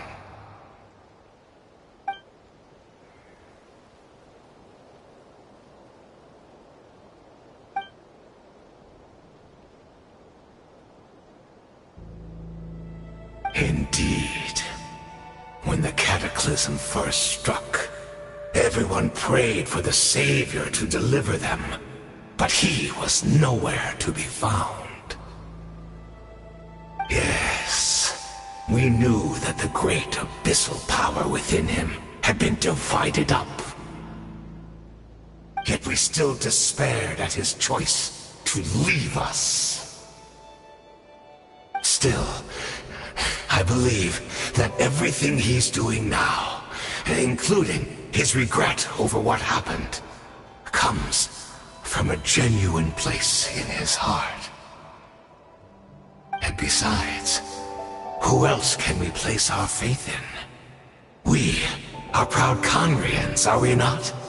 I mean, we can hardly turn to the gods.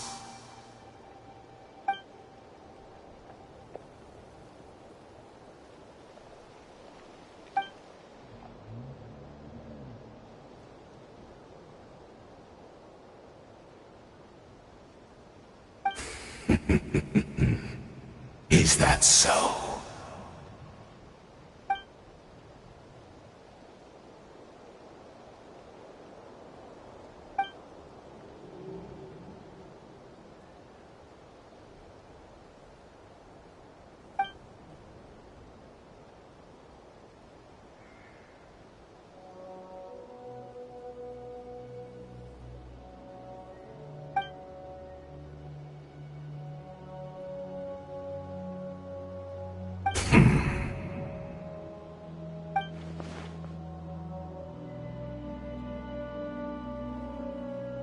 Oh, I'm sorry, Dainsleif. I would apologize to you for those actions, truly. But the fact is, I honestly can't remember them anymore.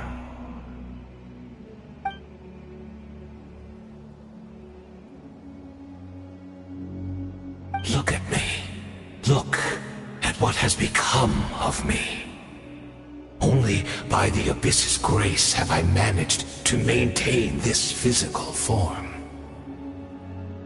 But as for the rest, memories, spirit, emotions, personality, they have long become eroded, fragmented beyond recognition. Even if mine was a past steeped in sin, or in shame I once longed to hide, I would wish to remember it. Without my history, I fear I will become another person entirely. I would like to apologize for any misdeeds that are mine. So please, tell me everything. Tell me about the Conria we once called home.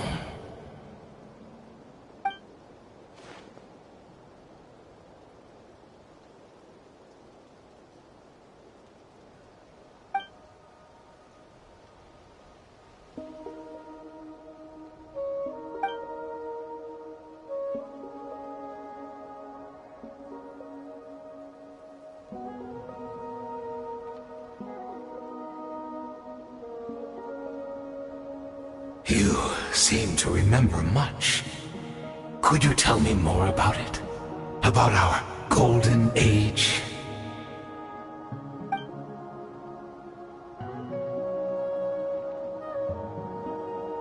Is that so? What a pity. But this will be quite sufficient, as long as the loom of fate heard what I could not.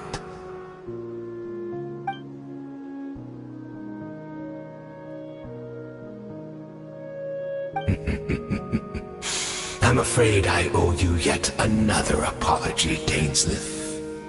You were right. I lied to you earlier. Your wits are too sharp to be fooled by me.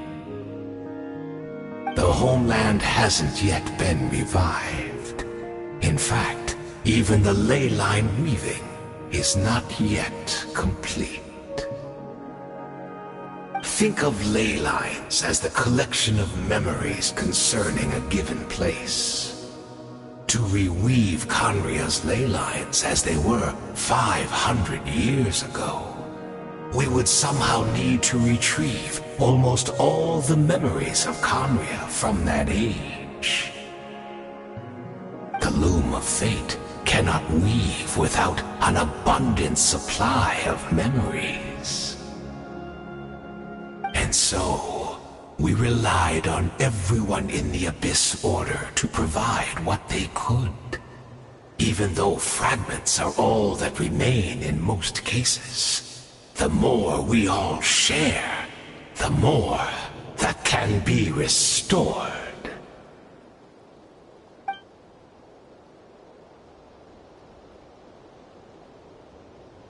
Indeed, we, a people in exile, stranded 500 years in the future, will weave our homeland anew and bring the nation of our dreams back into the real world. Ah, what a glorious undertaking! What a shame it had to take this long. After 500 years, most of our memories have faded, and a world woven from broken memories shall itself be broken.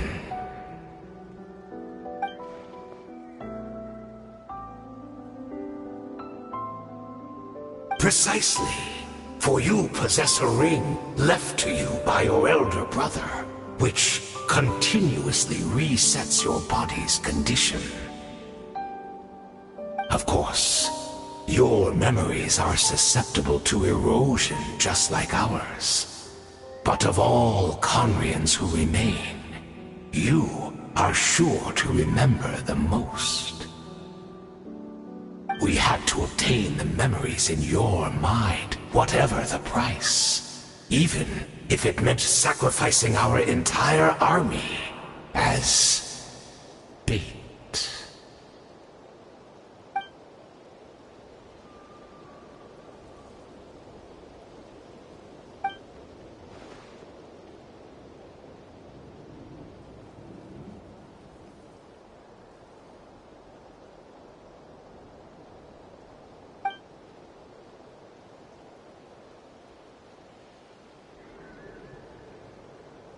Perhaps, but that is the gamble our Highness has chosen to make. And thanks to you, the loom of fate has now finished weaving the ley lines. New Conria is complete!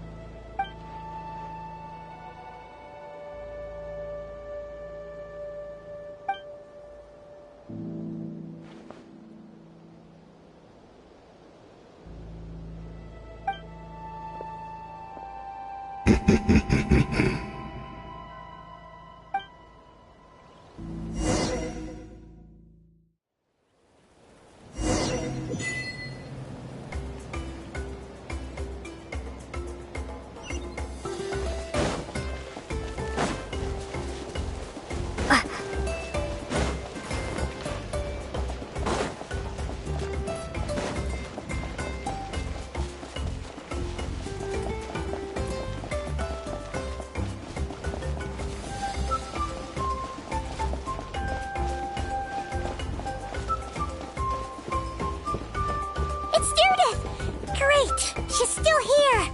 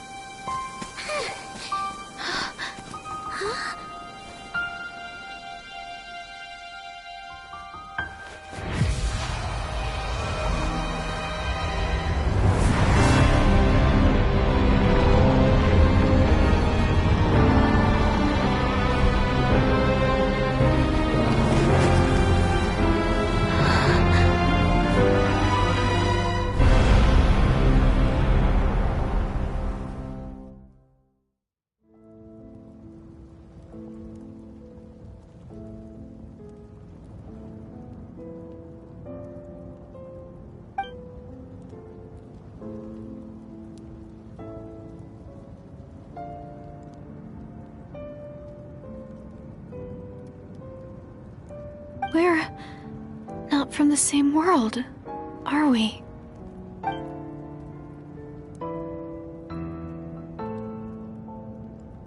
Wait, but that's great! That means the world isn't going to end.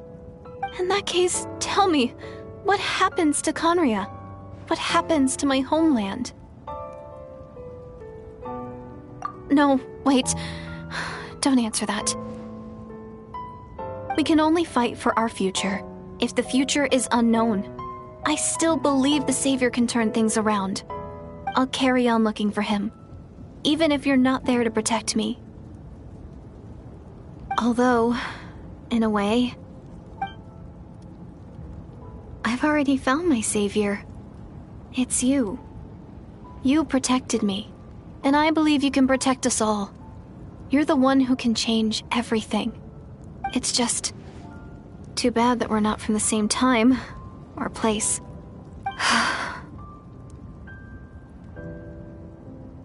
Oh, one last thing before I forget. I know how much you want to find your brother. Surely he must be desperate to find you too. So, is there anything you can give me as a memento? Proof that we met? That way, when I do find him, I can convince him that you're also searching for him.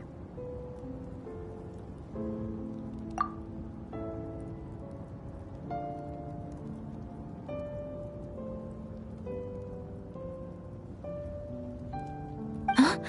What is it?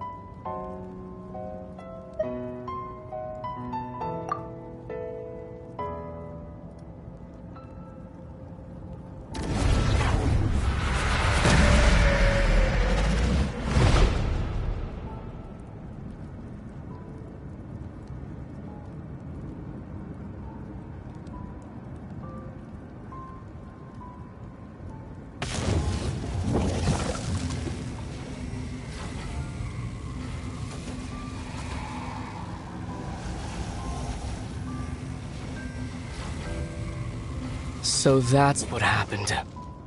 Istaroth, the ruler of time, must have had a hand in this. There's no other way that this meeting could have taken place.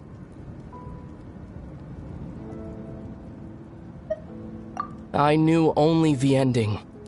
I've always been curious about the events that led to it. When the Cataclysm first began 500 years ago, I, as the Prince of Conria, was preparing to do my part, to fight back with all my might. But then this girl, Diridith, she found me. The irony was that even as she desperately begged me to save the world, she brought me news of you. I was stunned, and I was suspicious of her claim that you were searching for me. But then, she showed me the key to your hibernation chamber. We'd been separated ever since I awakened in Teyvat. I searched the whole planet and found no trace of you anywhere. And then she brought me that news at the worst possible moment. I was faced with an extremely difficult decision. I desperately wanted to see you again. But Conria was in equally desperate need of my help. I knew that no matter what I chose, I'd regret my decision for the rest of my days.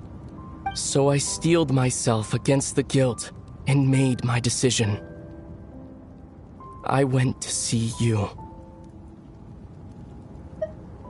But when I found you, you were still in hibernation. Even the key to the chamber was still secure on your person. I couldn't make sense of what I was seeing. But there was no time to think. I just grabbed you and ran. That's where we are right now. An intersection in our memories. This question has haunted me for the past 500 years. I never imagined the answer would come to me like this. So, my actions 500 years in the future set everything in motion. Are you mocking me, Istaroth?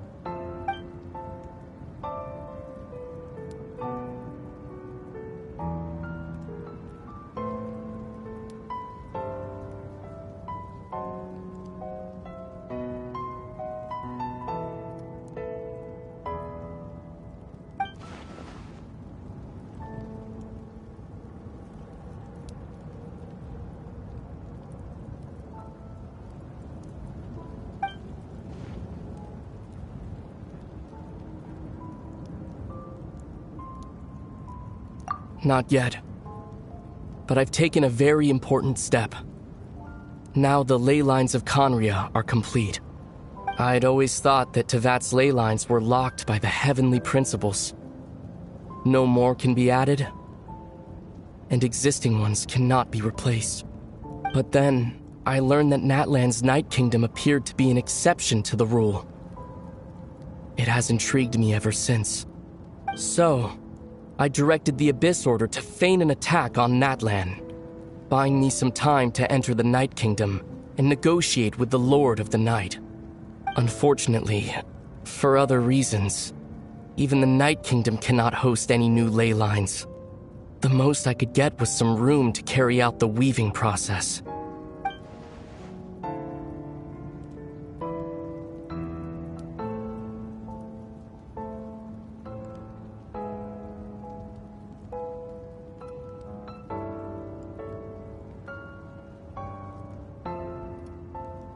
Still, I received the Lord of the Night's permission and activated the Loom of Fate. Using an Intivat as the base, I was able to grow a realm based on the Conria of 500 years ago, superimposing it over present-day Natlan's space-time. That superimposition is what allowed you and Diridith to cross paths.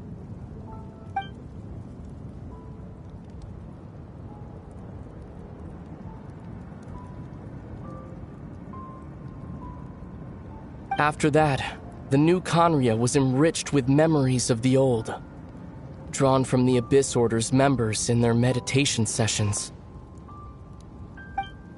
With those memories as raw materials, and the superimposed realm as a template, the Loom of Fate finally finished its work. What I now hold in my hand is the Atlas of the New World. This is the product of the Loom of Fate, holding within it the entire network of new Conria's ley lines. With this, the nation once known as Conria can rise again. One day, I will find a suitable host location for it.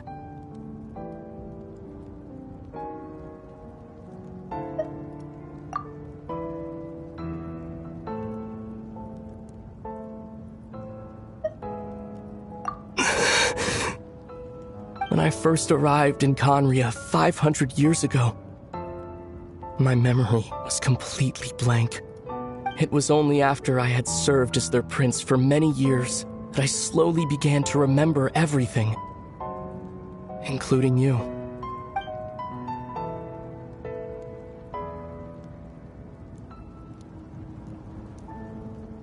But recovering old memories didn't simply erase the part of my life I spent in Conria. I still see it as my second home. That is why my guilt weighs so heavily on me. But even so, that only constitutes part of my motive. More importantly, if I wish to speak with the heavenly principles as an equal, I will need the might of an entire world behind me.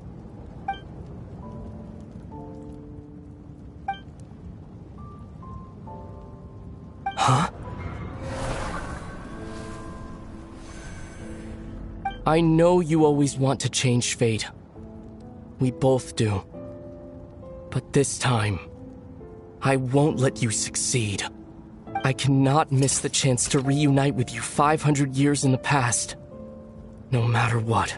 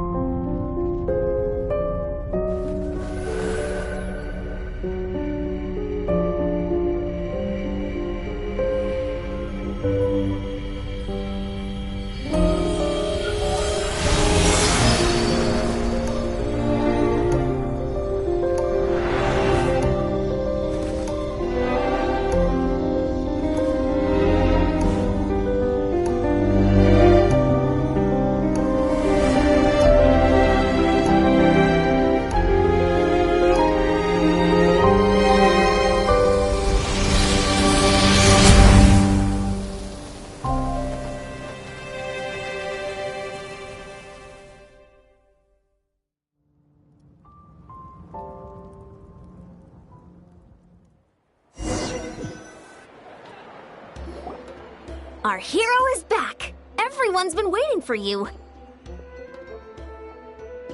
The Abyss Order made a full retreat before our forces even arrived on the scene. All thanks to your efforts, no doubt. Oh, and Mr. Dainsliff's, of course. What's wrong? You look upset. Paimon doesn't know the details either. The Traveler just disappeared after taking Deirdre's hand. It was like they got sucked into another world. Paimon was looking all over for her, and then she suddenly reappeared, right back in the same spot, but looking a lot more glum.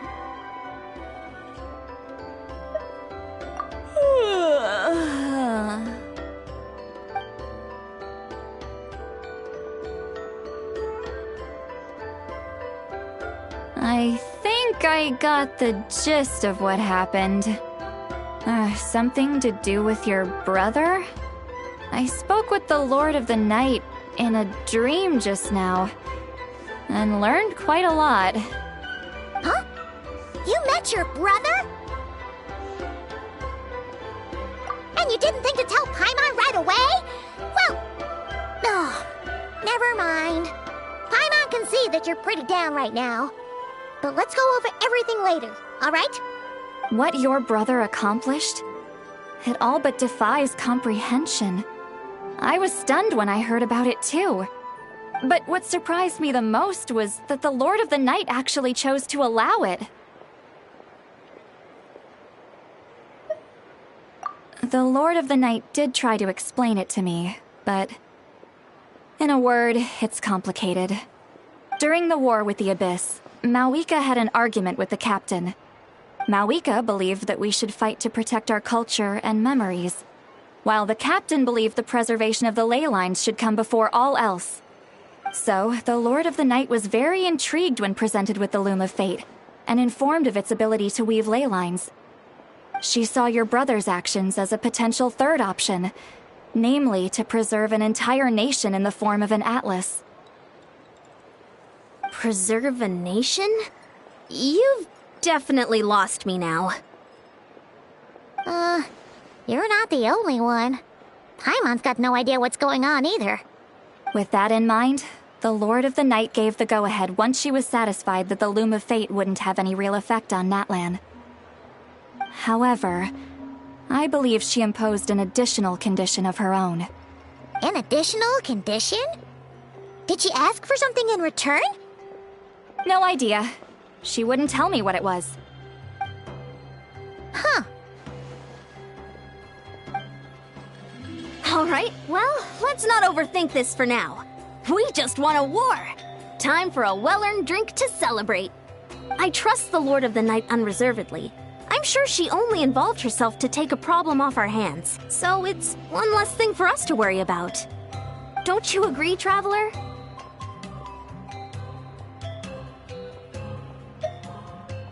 Come on, let's head back to the Collective of Plenty.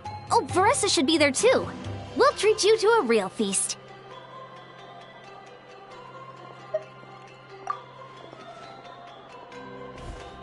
Huh? Ian-san, leave her be. This might be hard to understand for an extrovert like you, but some people need alone time to recharge every once in a while. Traveler?